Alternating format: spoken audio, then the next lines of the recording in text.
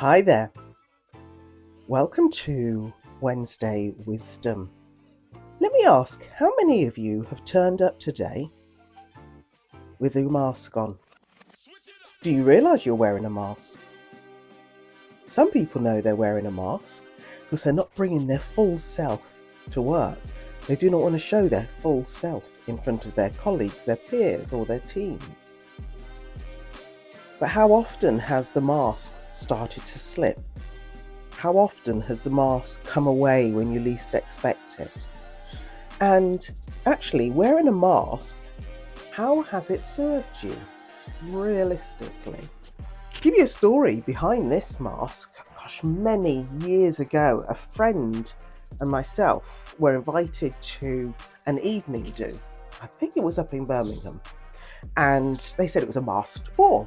So, of course, we turned up with our long frocks and our elaborate masks, and we put our masks on before we even went in. So we walked in, as you would, at a proper masked ball. As it turned out, masks were optional, and there was only a handful of us there actually wearing the mask. So we kept them on for a little while, just to make the point, and then soon we took them off. Because one, we wanted to fit in, but two, it was, well, if nobody else is wearing the mask, nor should we. But as I said, wearing a mask, how does it serve you? And what I mean by wearing a mask is that you may put on a certain persona when you're at work, particularly when you get into leadership roles, because you may think, oh, I need to act like this, I need to be like this to be accepted, to be seen as, if you're in a leadership role, to be seen as authoritative, even when you may not be feeling it inside, to come across as a team player, even though you may not be feeling so inside. I know when I've delivered, whether it's one-on-one coaching with managers and leaders, or I've delivered team building sessions, it often transpires where people say, oh, I'm not the same as at work as I am at home. I'm an MBTI practitioner. It's where you can do personality profiles just to see what your preferences are in different situations. And often people will say to me, oh, the kind of persona that has been identified in their reports when they're in the workplace, they know very well they're very different at home, either subtly different or very different. So, for example, you have extroversion and introversion as part of the types in MBTI. And extroversion is all about getting the energy from others, thinking out loud, involving people in decision making, whereas introversion is a bit more retrospective, a little bit more, you know what, I need time to think on that, and you have to go away and you think in your own space, and then you can come back with a conclusion.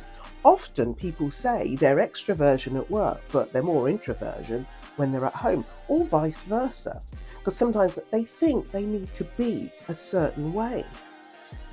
Again, I ask you, how has that served you? You may say, oh, well, it's got me the promotions that I've wanted. It's giving you the right type of exposure in the workplace. However, if you know deep down that that is not your true self, it's what would happen if you brought your true self to work? Is there a marked difference between the real person behind what people see? What's the worst could happen if people really saw that? What's the worst could happen if you would say to people, for example, using the extroversion, introversion, if you're portrayed as being somebody who likes to talk it out and can think on their feet, but sometimes you're inside, you're not quite feeling comfortable with it because you're making some decisions that you really wanted time to think. Why not share with your colleagues, with your peers, with your team to say, you know what really works for me best is actually if I could have a little bit of time to think something over, take it away, do a bit of reflection, retrospective on it, and then come back to you. I really feel I can come back with better, more improved response to whatever it may be. I would say try it out for size.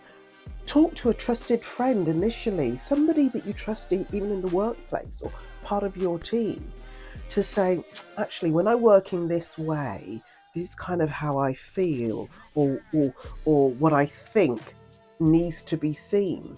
Whereas actually, if I was to come across this particular way, or if I was to apply myself in this particular way in a particular situation, I would actually feel a lot better. I would actually feel a lot more empowered to bring that self into a particular situation.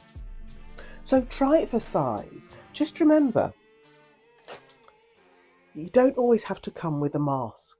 Think about where this actually stemmed from. Did you see other people who let's say some people outside of work, but when you see them in the workplace, you think, wow, that's not the sort of person that I see when I'm outside. And if that is a case where you can see somebody else wearing a mask that you believe is a mask, talk to them and say, when we're out having a drink or we're socializing, I see a different type of person to you and I really like that person. Why not bring that to work? Have the conversation about it. We talk about being authentic, bringing our authentic selves to it. It's basically coming without the mask. Yeah? Try it out for size and see how you get on. You'll be so much happier about it. You'll feel so much better about yourself and the people that you interact with. Try it out and see how you get on. Wishing you all the best.